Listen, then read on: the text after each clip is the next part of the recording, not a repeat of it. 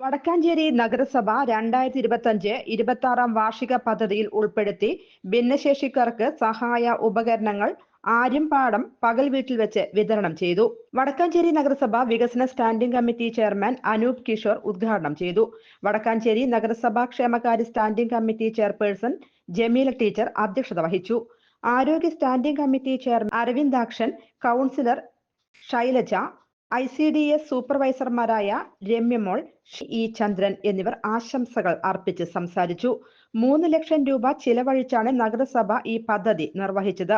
പദ്ധതിയിൽ ഉൾപ്പെടുത്തി ഭിന്നശേഷിക്കാർക്ക് സഹായ ഉപകരണങ്ങളായ hearing aid, walker wheelchair, shoes, commode chair, therapy mat തുടങ്ങിയവ വിതരണം ചെയ്തു.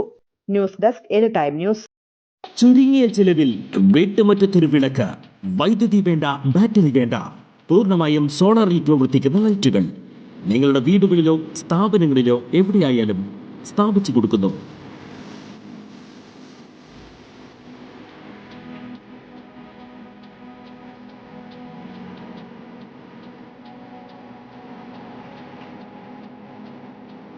ഹാർഡോൾ സോളാർ ലൈറ്റ്സ്.